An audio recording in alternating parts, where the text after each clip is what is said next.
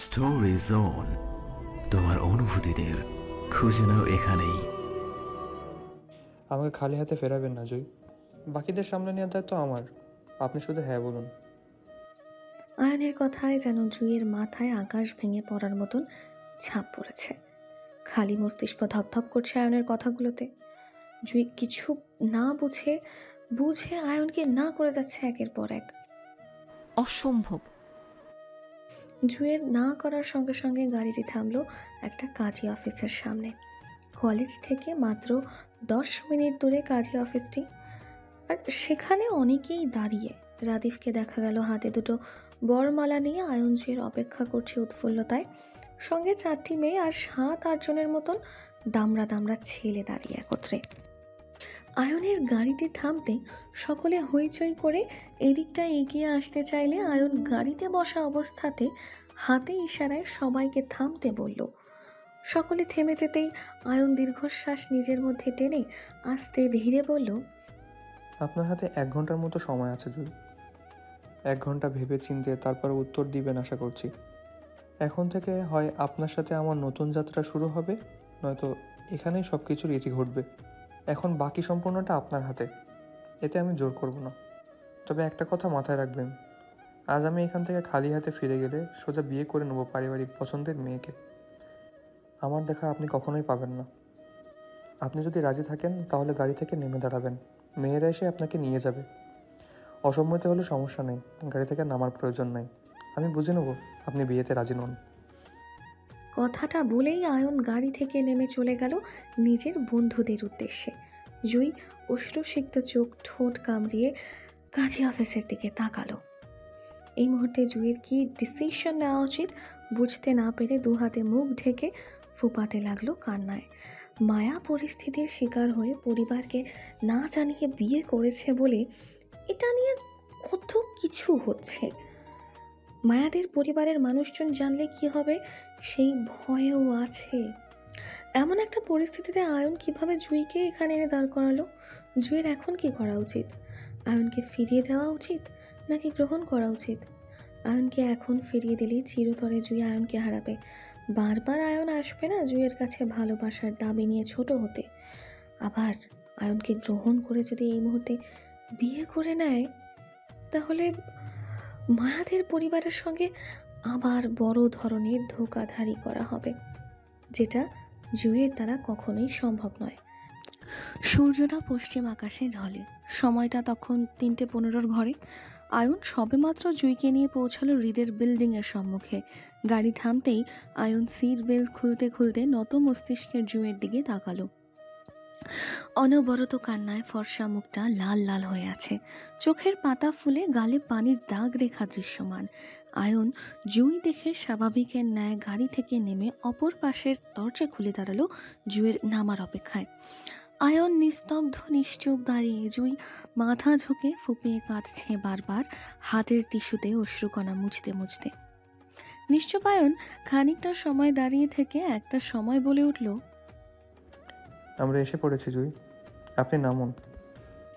আয়নের কথায় জুঁই মাথা তুলে তাকালো না তীব্র অপরাধ বোধে। নত মস্তিষ্কেই কেমন ফুপাতে লাগলো আয়নের গলা শুনে। জুঁইয়ের কান্নার গতি বাড়তে দেখে আয়ন দীর্ঘশ্বাস ফেলে বলল, প্লিজ কাঁদবেন না জুঁই, এখন কেঁদে কী হবে? সব কিছু আপনার ইচ্ছেই হয়েছে। এখন আসুন, আপনাকে হৃদের ফ্ল্যাটে দিয়ে আমি ঢাকায় ফিরব। আয়নের কথায় জুঁই চমকে ওঠার মতন মাথা তুলে তাকালো আয়নের দিকে। মুহূর্তেই চোখাচোখি হলো দুজনের।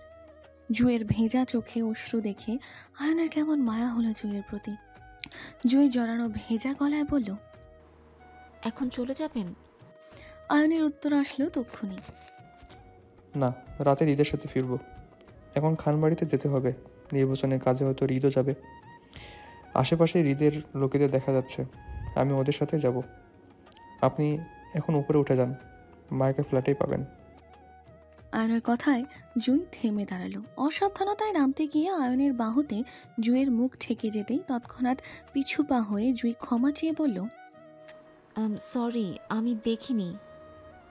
ইটস ওকে, আপনি আসুন। আয়নের পিছন পিছন হাঁটল জুঁই। কয়েক কদম সামনে এগোতে আয়ন দেখল আশেপাশে সাদা পাঞ্জাবিতে হৃদের প্রায় 30 থেকে 40 জনের মতো ছেলে পেলে দাঁড়িয়ে। আসিফকেও দেখা গেল সেখানেই। রাস্তার এপাশ ওপাশ দুপাশেই জায়গায় জায়গায় হৃদের ছেলেপেলেদের দাঁড়িয়ে থাকতে দেখে আয়ন থেমে গেল।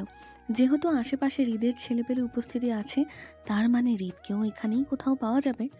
আয়ন জুইকে মায়ার সঙ্গে ফ্ল্যাটে দিয়ে সে আবার নিচে নেমে যাবে বলে এমনটা চিন্তা করে উপরে উঠতে গেলে তক্ষুনি হাঁক ছেড়ে ডাকলো হৃদের এক ছেলে। আয়নকে চিনতে পেরে চিৎকার করে বলল সে, অয়ন ভাই, উপরে কেউ নাই, ভাই ভাবি নিচে আছে, ফ্ল্যাট তালা, আপনি বাইকে সামনে পাবেন। আয়ন আর সামনে এগোলো না, যেহেতু হৃদের ফ্ল্যাট তালা, সেখানে তাহলে গিয়ে কোনো লাভ হবে না। আয়ন সামনে এগোতে এগোতে জুইকে বলল, আমার সাথে আসুন জুই। জুই আশেপাশে তাকিয়ে নিজের চোখের পানি মুছে স্বাভাবিক হওয়ার চেষ্টা করলো। আশেপাশে অসংখ্য মানুষের আনাগোনা, রাস্তার এপাশ ওপাশ শুধু হৃদের লোকই দেখা যাচ্ছে। জুই নত মস্তিষ্কের হলো। আয়নের পিছন পিছন পা মেলালো। আয়ন খানিকটা পথ এগোতে হৃদের গাড়ি দেখতে পেল, কিন্তু আশেপাশে কোথাও হৃদকে দেখা গেল না। তবে আসিফকে দেখা গেল আয়নের সঙ্গে কিছুটা পথ দূরে দাঁড়িয়ে ছেলেদের সঙ্গে, হয়তো হৃদের অপেক্ষায় দাঁড়িয়ে সেখানে। আয়ন সেদিকে এগোতে চাইলে পথে দেখা পেল আরিফের।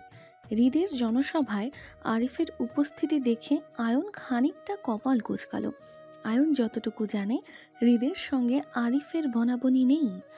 সেখানে আরিফ হৃদের ছেলেপেলের সঙ্গে একত্রে দাঁড়িয়ে আছে, বিষয়টা কেমন জানি লাগলো আয়নের। আয়নের দৃষ্টির সঙ্গে সঙ্গে জুয়ের দৃষ্টিতেও আরিফকে পড়ল। রাস্তার ওপাশে একটা দোকানের নিচে দাঁড়িয়ে আছে সে, বাকিরা খাবার কিনতে ব্যস্ত। প্রায় 40 জনের মতন ছেলেদের খাবার আনতে 6 থেকে 7 জন ছেলেদের মতো হোটেলে ঢুকেছে। বাইরে আরিফ রাকিবের সঙ্গে দাঁড়িয়ে। আরিফকে দেখে জুই আয়নের হাতটা চেপে ধরল ভয়। আয়ন জুইয়ের ভয়ের কারণ বুঝতে পেরে চোখের ইশারায় আশ্বস্ত করে বলল, আপনি ভয় পাবেন না জুই, আমি আছি। আয়ন এগিয়ে এসে আসিফের সঙ্গে দেখা করে জুইকে একটা চেয়ারে বসালো, আসিফকে জুইয়ের জিম্মেদার বানিয়ে। জুই খোলা ছাতার নিচে বসলো জড়সড় হয়ে। একজন ছেলেকে দিয়ে জুইয়ের জন্য খাবার অর্ডার করে আয়ন এগোলো রাস্তার অপর পাশে আরিফের উদ্দেশ্যে। আয়নের কিছু কথা বলা বাকি। কথা বলতে আরিফের পারিবারিক মনোভাব বুঝতে চায় সে। যেহেতু মায়ের বিয়েটা এখন প্রকাশ্যে সবার সামনে আছে, তাহলে আরিফের পরিবার হৃদ মায়ের বিয়েটা কেন মেনে নিচ্ছে না, সেটাই মূলত আয়ন জানতে চায়। আয়নকে আসতে দেখে আরিফ নিজ থেকে এগিয়ে আসলো আয়নের দিকে হাত বাড়িয়ে। হাসি মুখে কুশলাদি বিনিময় করে বলল, আসসালামু আলাইকুম ভাই। আয়ন হাত মিলিয়ে একই উৎফুল্লতায় হাসি মুখে উত্তর দিতে দিতে বলল, ওয়ালাইকুম সালাম, কেমন আছো আরিফ? এই তো ভাই, আলহামদুলিল্লাহ আছি আপনাদের দোয়ায়। আপনি কেমন আছেন? আলহামদুলিল্লাহ, আল্লাহ রাখছে। তা তোমরা এখানে কি করো? কথা বলতে বলতে আয়ন রাকিবের সঙ্গে হাত মেলালো। আরিফ উত্তর দিয়ে বলল, নেহাল আঙ্কেল কল দিয়েছিলেন ওনাদের বাড়িতে যেতে। আসিফ ভাই ফোন করে বলল এখানে আসতে, তাই আসলাম। যাক, ভালো করেছো তাহলে। তোমাকে দেখে খুশি হলাম। আমরা সবাই চাই তুমি আমাদের সাথে মিলেমিশে থাকো। আমরা এখন একে অপরের আত্মীয় মানুষ, তাই না? আয়নের কথায় আরিফ অল্প হাসলো। মূলত কারো সাহায্য নিয়ে সামনে এগোনো পছন্দ না। সে কারো দাপটে নয়, বরং নিজের যোগ্যতায় সামনে এগোতে চায়। আরিফ সৌজন্যমূলক হাসি দিয়ে বলল, দেখা যাক ভাই, আল্লাহ কপালে কি লিখে রেখেছেন। আয়ন বলল, শুনলাম তুমি নাকি নতুন ব্যবসা শুরু করেছো। জি ভাই। Very good. তা তোমার ব্যবসার কি খবর, কেমন চলছে? জি আলহামদুলিল্লাহ, আপনাদের দোয়ায় ভালোই যাচ্ছে ভাই। এই সপ্তাহ পর ইন্ডিয়া যাব কিছু নতুন কালেকশন ইনপুট করতে। ব্যবসাটা একটু বড় করতে চাইছিলাম। ইনশাল্লাহ, দোয়া রইল। আর কোনো হেল্প লাগলে অবশ্যই একজন বড় ভাই হিসেবে আমাকে বলতে পারো। আমি সবসময় তোমার পাশে থাকবো। আয়নের মনোভাব বুঝতে পেরেই আরিফ হেসে বলল, কি ব্যাপার ভাই, আপনিও কি আত্মীয়তা সম্পর্ক রক্ষা করার মুডে আছেন নাকি? আরিফের কথায় আয়ন পাল্টা প্রশ্ন করে বলল, তোমার কি মতামত? আত্মীয়তা সম্পর্ক রক্ষা করবে না বলছো? হ্যালো ডিয়ার লিসেনার্স, আপনারা শুনছেন স্টোরিজ অন প্রেজেন্স ধারাবাহিক পর্ব গল্প। আমাদের সামগ্রিক প্রচেষ্টাকে উৎসাহিত করতে লাইক এন্ড কমেন্ট করতে ভুলবেন না। Thank you. আয়নের পাল্টা প্রশ্নে আরিফ চুপ করে যায়। আয়ন আরিফকে চুপ করে যেতে দেখে ফের প্রশ্ন করে বলল, আরিফ সহজ গলায় বলল। না ভাই। আয়ন তীক্ষ্ণতায় বলল। তাহলে তোমার পরিবারের কেউ?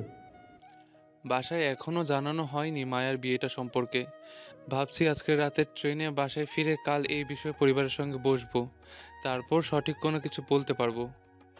আরিফের কথায় আয়ন কৌতূহলী গলায় বলল। কেন, তোমার পরিবার কি কোনোভাবে হৃদকে জামাতা হিসেবে মানতে আপত্তি আছে নাকি? আরিফ নিজের পারিবারিক দিকটা প্রকাশ করে বলল। তেমন কিছু না ভাই, আসলে আমরা মায়ার বিয়ে চেয়ারম্যান পরিবারে ঠিক করে রেখেছিলাম। আমার আব্বু চাচুরা অনেক স্ট্রিক্ট আর জবানবন্দি মানুষ। ওনারা মায়ের বিয়ের ওয়াদা করেছিলেন চেয়ারম্যান পরিবারের সঙ্গে, সেই জন্য এটা নিয়ে একটু টেনশনে আছি আর কি, বাকি আর কিছু না। আয়ন ফের প্রশ্ন করে বলল। তোমার পরিবার যদি মায়ের বিয়েটা নিয়ে আপত্তি জানায়? আয়নের কথায় আরিফ দৃঢ়তায় উত্তর দিয়ে বলল। তাহলে মায়ার জায়গায় জুয়ের বিয়ের প্রস্তাব রাখবো পরিবারের। মায়া অলরেডি ম্যারিড, সেখানে ওকে দ্বিতীয়বার বিয়ে দেওয়া সম্ভব না। চেয়ারম্যান পরিবার ভালো, ছেলেও শিক্ষিত, জুইকে ভালো রাখবে, আব্বু চাচুরও ওয়াদা রক্ষা হবে। আরিফের কথাটা যেন আয়নের কলিজায় লাগলো। শখ খাওয়ার মতন কিছুক্ষণ নিস্তব্ধ চুপচাপ দাঁড়িয়ে রইল। আয়ন প্রথমে ভেবেছিল এমন কিছু একটা হবে, মায়াকে বিয়ে দিতে না পারলে পারিবারিক প্রেশারে জুইকে মায়ার জায়গায় বসাতে চাইবে। হচ্ছে তাই। এজন্য আয়ন বিয়েটা নিয়ে জুইকে তাড়াহুড়ো করেছিল। শূন্য মস্তিষ্কের আয়ন এই মুহূর্তে আরিফকে কিছু বলার মতন ভাষা খুঁজে পেল না। খানিকটা সময় নিয়ে আয়ন নিজেকে স্বাভাবিক দেখাতে চাইল আরিফের সামনে। জুয়ের প্রসঙ্গটা এড়িয়ে পুনরায় হৃদ মায়ার সম্পর্কের কথাটা জানতে চেয়ে বলল। হৃদ মায়াকে নিজের সঙ্গে নিয়ে যেতে চাইছে, সেটা কি তোমার পরিবার মেনে নেবে? আরিফ গভীর দীর্ঘশ্বাস গোপন করে নরম গলায় বলল। এখানে আমি বা আমার পরিবার কেউই ম্যাটার করে না ভাই। আমরা যদি কেউ গুরুত্বপূর্ণ হতাম তাহলে এখানে আমাদের মত অমতের প্রসঙ্গ আসতো, বলতে পারতাম। আমাদের বোন আমাদের বাসায় যাবে আগে, তারপর বোনকে সসম্মানে ওর শ্বশুর বাড়িতে পাঠাবো। এখানে আমরা মূল্যহীন, আর মূল্যহীন মানুষের মতামত হয় না। সেজন্যই আমি শুধু বড় ভাইয়ের দায়িত্ব পালন করছি, নয়তো আমার বোন শব্দটা তো সে কবেই পর হয়ে গেছে।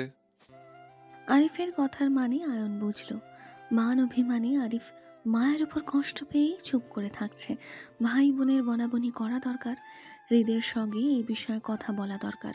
নতুন সম্পর্ক গড়তে গিয়ে পুরাতন সম্পর্ক ছিন্ন করা যাবে না। সকল সম্পর্ক নিয়েই একত্রে তাদের চলতে হবে। তবে আগে আরিফের সাথে মায়ের প্রতি অভিমানের দেওয়াল ভাঙতে হবে। আয়ন আঙুল তুলে রাস্তার অপর পাশে অদূরে দাঁড়িয়ে থাকা হৃদ মায়াকে দেখিয়ে বলল। তোমার মায়ের প্রতি কষ্ট অভিমান থাকতে পারে আরিফ, কিন্তু তোমার কি মনে হয় মায়ের নিজের জন্য ভুল কাউকে চুজ করেছে? আরিফ চোখ তুলে তাকালো আয়নের আঙুল তাক করার পথে। অদূরে দেখা গেল রাস্তার এক পাশে হৃদ মায়া দুজনই পাশাপাশি দাঁড়িয়ে। হৃদের এক হাত কানে চেপে ফোনে কথা বলছে, তো অপর হাতে মায়ার কলেজ ব্যাগ চেপে ধরা। মায়া হৃদের পাশাপাশি দাঁড়িয়ে হৃদের প্যান্টের পকেটে হাত ঢুকিয়ে টাকা বের করছে ঝালমুড়ি খাওয়ার জন্য। আয়নের কথায় আরিফকে চুপ করে যেতে দেখে আয়ন ফের বলল। আমি জানি তুমি হয়তো হৃদের প্রতি নারাজ, কিন্তু আমি বলবো তুমি পার্সোনাল বিষয়গুলো আলাদা রেখে শুধু হৃদ মায়াকে দেখো। মায়ের জন্য হৃদের থেকে পারফেক্ট কেউ হতে পারবে না আরিফ। তোমরা চেষ্টা করেও হৃদের মতো কাউকে মায়ের জন্য এনে দিতে পারবে না। হৃদের রাগ বেশি হতে পারে, কিন্তু সে তোমার বোনকে নিয়ে খুবই সেন্সিটিভ। জীবনের এমন অনেক ছেলে পাবে তুমি যে প্রেম করে ধোঁকা দেয়। আবার কিছু ভালোবাসা সত্যিকারের হয়েও দেখবে শেষ পর্যন্ত ভালোবাসার পূর্ণতা দিতে পারে না। কোনো না কোনো কারণে হেরে যায় তারা, হয় পারিবারিক, নয়তো সমাজের ভয়ে, আর নয়তো মন বদলে ভালোবাসাগুলো হারিয়ে যায় কোথাও। তুমি এমন ভালোবাসা খুব কমই দেখতে পাবে যে তোমাকে পাওয়ার জন্য তোমার সাথে লড়াই করে নেবে। সমাজ, পরিবার বা অন্য কোনো কিছু তাদের কাছে ম্যাটার করে না, একমাত্র ভালোবাসার মানুষটা ছাড়া। মোট কথা, কোনো কিছুর বিনিময়ে তোমার হারাতে ইচ্ছুক নয়। আর সেটা হচ্ছে হৃদ খান, যে মায়াকে পাওয়ার জন্য নিজের পরিবার, তোমার পরিবার, এমনকি মায়াকেও সুযোগ দিচ্ছে না হৃদ ছেড়ে যাওয়ার। এবার তুমি বলো, তুমি পারবে হৃদের মতো একটা ছেলে নিজের বোনকে এনে দিতে? পারবে? আরিফ আবার চুপ। আয়নের কথা মস্তিষ্কে ধারণ করছে বুঝতে পেরে আয়ন ফের বলল। হৃদ খানের ভালোবাসা শুধু ভয়ঙ্কর নয়, ভয়াবহ বটে। এই যে এখনই দেখো, তুমি, আমি, হৃদের বাবা, আমরা সবাই হৃদের অপেক্ষায় দাঁড়িয়ে আছি, অথচ হৃদ খান নিজের বউয়ের ছোটো ছোটো আবদার পূরণ করতে ব্যস্ত। এরপরও কি তুমি ভাববে এতে দুজনকে আলাদা করার কথা? আয়নের পরপর কথায় আরিফ উত্তর করতে পারল না, শুধু চুপ করে রইল। বলার মতন আপাতত কোনো ভাষা নেই, তবে মায়া যে নিজের জন্য ভুল কাউকে বাছাই করেনি তাতে আরিফ সন্তুষ্ট। হৃদ কান থেকে ফোন নামিয়ে হাতে রাখলো। পকেটে ফোন রাখা অভ্যেস নেই। মায়া পাশেই দাঁড়িয়ে ঝালমুড়ি চিবোচ্ছে। হৃদ কপাল কুঁচকে মায়ের হাতের দিকে তাকালো। ঝাল মুড়িতে মুড়ি কম, মরিচ বেশি দেখা যাচ্ছে। মায়ার এত ঝাল খাওয়ার ব্যাপারটা মোটেও হৃদের পছন্দ নয়। মায়ার গায়ে এখনো সকালের কলেজ ড্রেস পরা। মায়াকে হৃদ কলেজ থেকে নিয়ে এসেছিল দুপুরে, তারপর দুপুরে লাঞ্চ দুজনে একত্রে করেছে। এরপর থেকে মায়াকে সঙ্গে সঙ্গেই রাখছে হৃদ। এখানের খালি ফ্ল্যাটে মায়াকে একা রাখা যাবে না বলেই হৃদ মায়াকে খান বাড়িতে নিয়ে যাবার সিদ্ধান্ত নিল। কিন্তু আশেপাশে এত ছেলে পেলে বলে হৃদ মায়াকে নিয়ে সে আলাদা আলাদা জায়গায় থাকছে। মায়ার গায়ে বোরখা না থাকার বিষয়টা মাত্রই লক্ষ্য করল হৃদ। কপাল কুঁচকে বলল, তোমার বোরখা কই? মুড়ি চিবোতে চিবোতে মায়া ঝটফট উত্তর করে বলল, আমার বোরখা নেই। কেন? কেউ বলেনি কখনো বোরখা পরতে, সেজন্য দরকার পড়েনি, কিনেও দেয়নি কেউ। মায়ার কথায় হৃদের মেজাজ খারাপ হলো। সে চোয়াল শক্ত করে বলল, স্টুপিড, কারো বলাতে তোমার বোরখা পড়তে হবে? নিজের বুদ্ধি খাটিয়ে পড়তে পারো না? মায়া মুড়ি চিবোতে চিবোতে হৃদের দিকে তাকিয়ে বলল, না, আমার বুদ্ধি নেই, আমি ছোট মানুষ, সেজন্য বুদ্ধি কাটাতে পারি না। মায়ের কথায় হৃদ রাগে কটমট করে বলল, তুমি ছোট? হ্যাঁ। তাহলে আমি কে? আপনি মানুষ। Shut up. ওকে। হৃদ দাঁতে দাঁত পিষে বলে, তুমি ছোট হলে আমি কি করে তোমার সাথে? স্বামী তো আরো 2.5 বছর আগেই জড়িয়েছ, তাহলে বুদ্ধি করে বোরখা পড়তে পারো না? হৃদকে রেগে যেতে দেখে মায়া খাওয়া থামিয়ে গাল ফুলিয়ে বলল, রাগ করছেন কেন? কেউ আমাকে কখনো বোরখার কথা বলেনি, সেজন্য পড়া হয়নি। আপনি বললে অবশ্যই পড়বো, আমি তো আপনার সব কথা শুনি, তাই না? মায়ার গাল ফুলানো কথায় মুহূর্তে হৃদের সব রাগ নেমে গেল। মন মস্তিষ্ক শীতল হলো মায়ার কথায়। হঠাৎ করে অজানা কারণে মায়ার প্রতি খুব মায়া হলো হৃদের। মনে হচ্ছে দুজনের শেষ দেখা। যদি হৃদ এসবে বিশ্বাসী নয়, তারপর হৃদ হাত বাড়িয়ে মায়ার মাথায় হাত রাখলো পরম যত্নে। পরপর মায়ার মাথায় হাত বুলিয়ে বলল, আমার হয়ে থাকবে তো সারা জীবন? মায়া মিহি গলায় উত্তর করলো তক্ষুনি, বলল, আমি তো আপনারই। আমি না থাকলেও আমার হয়ে থাকবে তো? হৃদের কথাটা মায়ার পছন্দ হয়নি। হৃদ ছাড়া মায়ার অস্তিত্ব শূন্য, তাই মায়া কেমন জেদি সুরে উত্তরে বলল, আপনি না থাকলে আমিও নেই, আপনি আছেন বলেই আমি আছি। আপনি আমাকে ছাড়া কোথাও যাবেন না, আমি থাকতে পারবো না। মায়ার কথায় হৃদের মন শান্ত হলো। হৃদ মায়াকে আশ্বস্ত করে বলল, কোথাও যাচ্ছি না বউ, এই তো আছি আমি। হৃদ মায়ার মাথা থেকে হাত নামাতে নামাতে পুনরায় হাতের ফোনটা বেজে উঠতেই হৃদ ফোনের দিকে এক পলক তাকিয়ে ফের মায়ার দিকে তাকালো। মায়ার দিকে তাকিয়ে বলল, আর কিছু খাবে তুমি? মাথা নাড়িয়ে সম্মতি দিতেই হৃদ বলল, আচ্ছা তাহলে তুমি এখানে দাঁড়িয়ে খাও, আমি কলটা অ্যাটেন্ড করে আসছি, কেমন? মায়া মাথা নাড়িয়ে সম্মতি দিয়ে বলল, আচ্ছা। হৃদ হাতের ফোনটা নিয়ে খানিক দূরে দাঁড়ালো মায়ার থেকে। বেশ একটা দূরে নয়, এই তো 10-15 কদমের দূরত্বে দাঁড়িয়ে হৃদ নিজের জরুরি ফোন আলাপ চালালো। সাথে সতর্কতা অবলম্বন করে ফুটপাতের খানিকটা পাশ ঘেঁষে দাঁড়ালো। সামনে দিয়ে রিক্সা, অটোরিক্সা আর প্রাইভেট কারের যাতায়াত চলছে পরপর। সব কিছুই ঠিকঠাক স্বাভাবিক। আশেপাশে হৃদের ছেলেপেলের আনাগোনা। মায়া ঝালমুড়ি চিবোচ্ছে আর আয়ন আরিফ সহ বাকি ছেলেদের নিয়ে রাস্তা পার হচ্ছে, তাতে সকলের জন্য খাবার প্যাকেট নিয়ে। এমতো অবস্থায় বিকট শব্দে সবকিছু যেন থমকে দাঁড়ালো। এক মুহূর্তের জন্য উপস্থিত কেউ বুঝলো না কি হয়েছে আসলে। 2-3 সেকেন্ডের মধ্যে মায়ার গগন ফাটানো চিৎকারে মন্থ হলো সবকিছু। চোখের পলকে মায়ার হাতে ঝালমুড়ি আর হৃদের ফোন দুটোই রাস্তায় ছড়িয়ে ছিটিয়ে পড়লো এলোমেলোভাবে। হ্যালো ডিয়ার লিসেনার্স, আপনারা শুনছেন স্টোরিজ অন প্রেজেন্টস ধারাবাহিক পর্ব গল্প। আমাদের সামগ্রিক প্রচেষ্টাকে উৎসাহিত করতে লাইক এন্ড কমেন্ট করতে ভুলবেন না। Thank you.